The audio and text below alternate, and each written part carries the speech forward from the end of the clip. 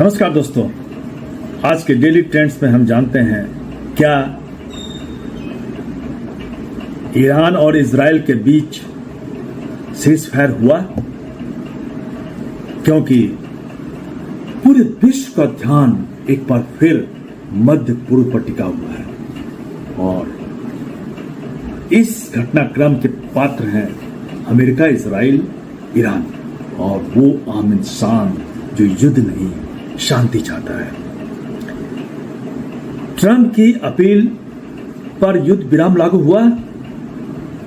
Please, यह एक शब्द था जब अमेरिकी राष्ट्रपति डोनाल्ड ट्रंप ने कमरे में कैमरे के सामने आकर इजराइल और ईरान से शांति की अपील की।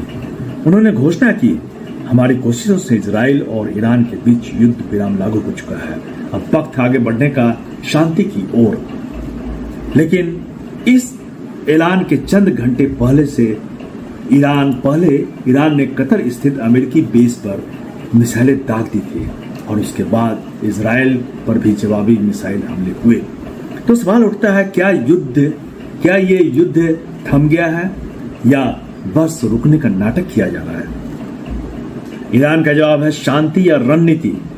ईरान के विदेश मंत्री अब्बास आराघची ने एक्स पर लिखा कि अभी तक कोई सीज फायर डील नहीं हुई है, लेकिन अगर इजराइल सुबह 4 बजे तक हमला बंद कर दे तो हम जवाबी कार्रवाई नहीं करेंगे।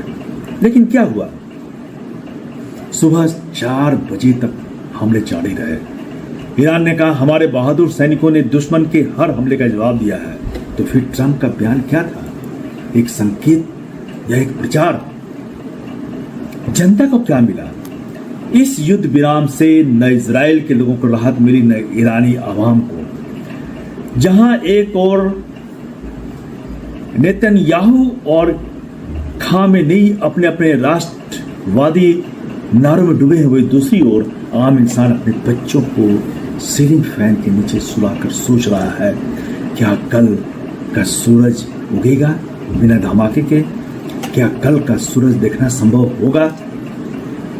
तो इस तरह से जो है हम देख रहे हैं कि ये युद्ध जो है आवाम के लिए, आम जनता के लिए कितना ये दर्दनाक है।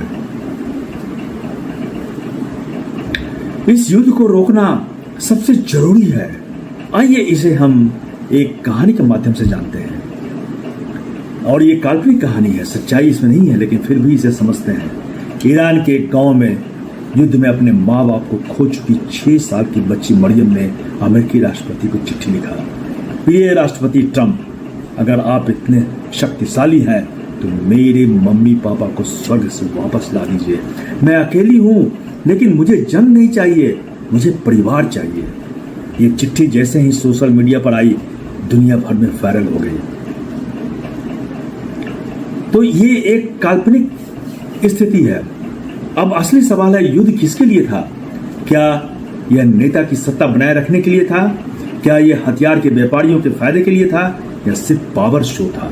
इसका जवाब एक लाइन में है, यह युद्ध जनता के लिए नहीं था, लेकिन उसकी कीमत जनता ने चुकाई है।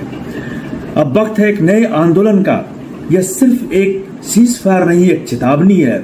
दुनिया को अब यह समझने की जरूरत है, जंग किसी का हल नहीं है। असली ताकत बमों में नहीं, दिलों में है। इंसानियत ही अगले हथियार हो सकता है, अगर हम चाहे तो। और सही माने में इंसानियत ही अगला हथियार है।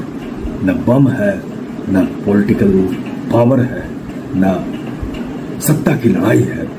असली हथियार इंसानियत है। अगर इंसानियत है तो पूरी दुनिया बची ही रहेगी, नहीं तो फिर किसी बच्ची को कहना पड़ेगा, स्वर्ग से मेरे परिवार को ले आओ। धन्यवाद।